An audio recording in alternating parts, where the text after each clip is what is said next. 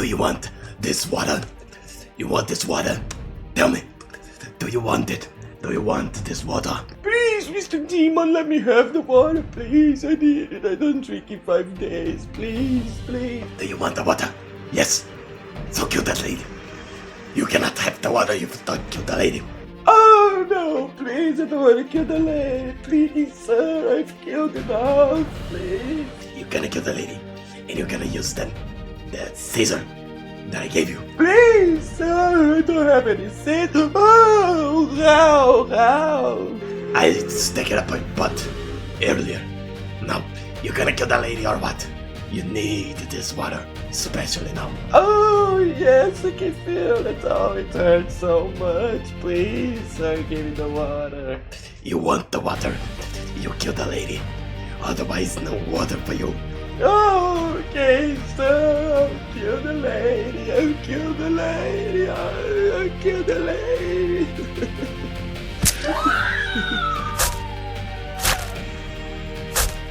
Okay, sir, I killed the lady. Please give me the water. Yes, I'll give you the water. I'll give you the water.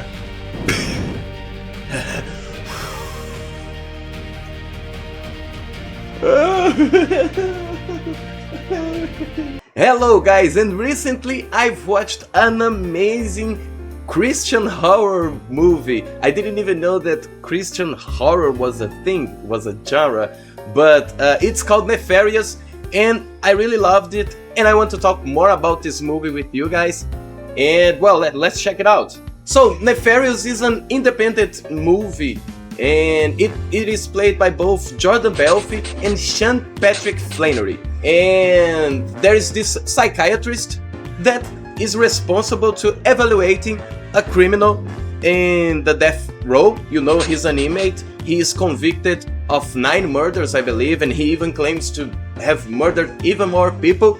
And this psychiatrist needs to evaluate if this convict, you know, is sound of mind, if he can be executed, you know, on the death row, or if he's not apt to be executed, maybe because he's completely insane and all the crimes he committed were not, you know, something he planned, but because he was crazy.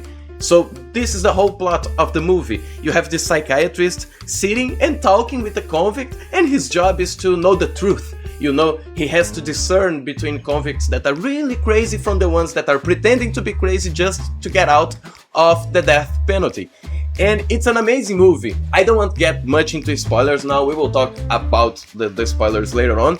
But firstly, I want to talk more about this movie, give information for people who have never seen it. This criminal also claims he is possessed by a devil, you know, and that might be basically why the whole question if he is sound of mind or not came from. The whole movie is the psychiatrist mostly talking to this supposed demon, and it's really cool. It's a low budget movie. They use a very few amount of actors and very few scenarios, and that doesn't detract from the movie, you know. Having the low budget doesn't reflect, you know. Maybe sometimes you can see the movie is not of high production, but it delivers on the value, the story it wants to tell, and it's very good in many aspects. There is one thing that I would critically change at the end to make this movie perfect, in my personal opinion, but I guess it's to each its own, right? I think that both actors were great in their respective papers, you know, in their respective roles, but I think Sean Patrick Flannery, that's his name, right? Really steals the show.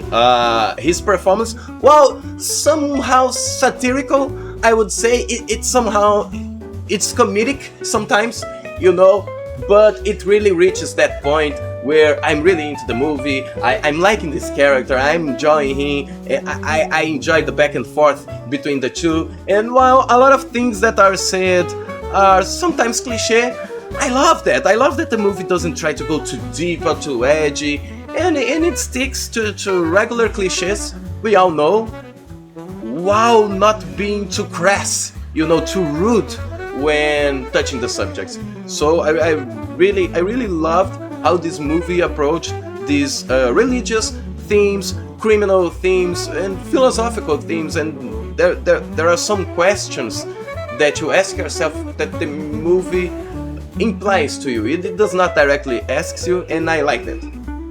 Also, guys, I also want to add that while I was looking up for the movie and stuff like that, I found this thread on Reddit, and there seems to be a lot of discourse around the movie because it seems the director is quite religious, and the main idea of the movie is to elevate religion as a truth, and maybe that's why the reason that in the end the demon is proved to be real and stuff like that. But it really didn't took me off the movie. I am skeptical. I don't believe in God or in any religion for the matter, but I respect all of them. I don't claim to know the truth.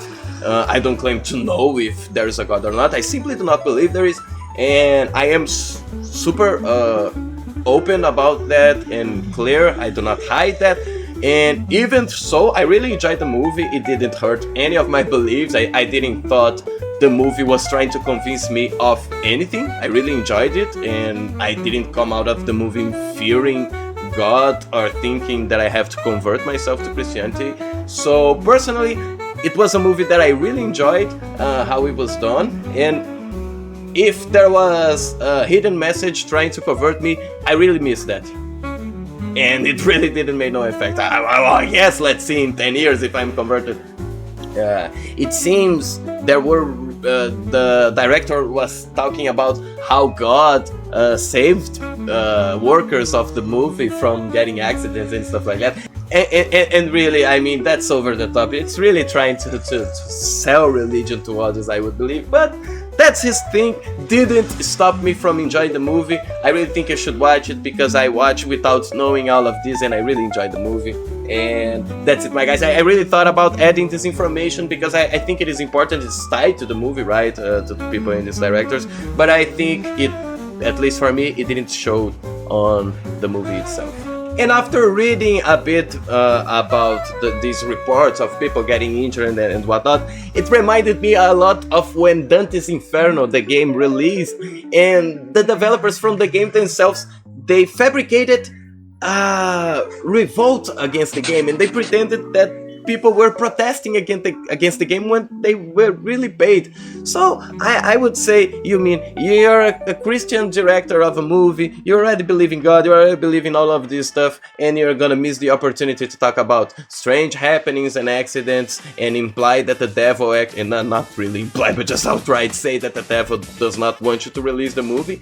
I mean, might not fly with people who do not believe in that, but might fly really well with people who believe. So, you know, I punched the microphone. You know, it's viral marketing 101, so I mean, I'm not defending the guy, I'm just saying it didn't stop me from enjoying the movie, and not as if I felt like the movie was trying to convert me, but that's all, my guys. Guys, I really recommend you seeing this movie if you like, you know, psychological horrors, if you don't mind the more, you know, still, you know, movies that do not have any action on it. It's mostly dialogue, but it's really enticing. Personally, I had a good time. It's not one of those movies that you're watching and you're like, oh my god, it feels like it's 2 hours already. Oh, it's only 1 hour that I've been watching this horrible movie. Nothing like that at all. I enjoy my time watching, and I hope you enjoy it too. But obviously, if you're looking for gore, if you're looking for, you know, action horror or gore horror, cool CGI, stuff like that, this movie doesn't have it. Don't watch it. You will be disappointed. Alright? But I personally love the movie. I love the idea. Two guys standing talking, you know, many movies got famous for that. It's not something easy to do, but it's really great when you have two actors that have the chemistry to pull a whole movie off. And I really recommend you watching. I think this movie is too good. And now we will jump into the spoilers, and I will talk more about what happens in the movie and what I think about it. Well, the movie starts pretty simple. We have the psychiatrist, which seems to be very intelligent, at least on his job. He's pragmatic. He's really skeptical at first, and obviously this is the position he has, this is the role he has on the movie. He's the skeptical one, the convict is the faithful, the convict, but there is a difference. He's not like a zealot, it's the demon himself. So while the demon obviously has faith, it's not much about faith, because for the demon everything is true, is real. So the demon is also pragmatic, you know. He also shows a lot of intelligence, a lot of knowledge, wisdom, you know. And this is amazing, because this gives a good back and forth. It's not a dispute about faith versus science. No, it's a dispute about truth. They are talking their truths and what they know, and it's up to us as spectators to take our own answers, at least for most of the movie. And this is why I really love this movie. So obviously, as the psychiatrist goes questioning the convict starts provoking him, shows a lot of knowledge that a convict like him shouldn't know about the life of the psychiatrist himself. Talks about his mom, his wife, so he's really pulling the strings and provoking him. And there's a point in the movie that he ends up saying that he knows that the psychiatrist will commit 3 murders, or at least will have committed 3 murders by the end of the day. It's a little, he does a little bit of mental gymnastics with that, but I will explain what those are. So this is the mechanism on which the demon gains the faith of the psychiatrist, right? Because initially he doubts him, and one thing I love about this movie is that even though the demon is supposed to have powers, none of it is proven through 95% of the movie, because the psychiatrist doubts that the demon can do anything. There's one point in the movie he even tells the demon to possess him. He gives permission, like, possess me, and nothing happens. So there's like this mystery. Oh, is he really a demon? Is this guy just crazy? And as I said, the convict has a lot of crazy information on the psychiatrist's life, personal life, and there is this point in the movie that they find evidence in the convict's cell that he has a lot of information on the psychiatrist, his life, everything he did since he was a child, from his adulthood. So this gives more weight into the thought that maybe this convict do not have a demon at all in his body, right? So it's amazing how the movie progresses and the psychiatrist starts to question his beliefs. And the 3 murders that the demon says the psychiatrist will commit, the first one is in the past. It's his mom. There was a point in life that his mom was sick, and he, after some thought, was convinced that ending her life was the best option. And the movie does not delve too much into that, because there is no need. This is just an history to construct this character. So instead of they showing the mom and scenes with the mom and emotional scenes and telling us the truth about why he decided to end his mom's life while she was sick, it is left up to us. Like, we just have that information. The psychiatrist claimed it was because she was suffering too much. The demon claims it was because the psychiatrist just wanted to be free of her. So it's up to us to kind of try and decide what is really the truth here. And these are the small details that I love about this movie, and I think it was really smart that it was done in this way. And by the way, the movie is based on a book. It's usually the way it goes when movies are especially really great, and especially the low budget ones. Usually they are based on books. That's how it goes, I guess. The second murder is that the psychiatrist and his girlfriend, she's kind of pregnant, but they decided to have an abortion. And she's having an abortion while he is interrogating that convict. So this is the murder that is happening in the present, right? And the third murder that will happen in the future is obviously the psychiatrist will end up convicting, will end up signing the papers to agree that the convict is sound of mind and is allowed to go to the execution, you know. So it's really amazing how this movie goes. The only thing that I would change that I said in the end was about how the as I said, these are the spoiler sections. I guess if you are here, you already agreed to be spoiled, or you already watched the movie. But in the end, there is this scene that he hears the demon's voice right after the convict is executed and dies. And then the psychiatrist hears the demon's voice, and then he grabs a gun from a cop and tries to shoot himself in the head several times. And after that experience, he truly believes the demon is real and writes a book. Oh yeah, I'll have to add this part. First, I forgot to talk. One of the first things the demon says is that the psychiatrist will publish his book, because the demon have already wrote the book about Lucifer or about himself. I can't recall correctly. It's not extremely relevant to the narrative. The point is that he's going to write a book about a demon, and would be kinda of a gospel, a Bible, a second Bible, but about a demon instead of about Jesus Christ or about God and things like that. So actually, I think I'll just leave at this part. But I forgot to talk about this at the beginning, and this is another thing. After he tries to kill himself and he's convinced that the demon is real, he decides, oh, I'm going to release the book. And the only thing I would change in this movie is that little part where he hears the demon voice.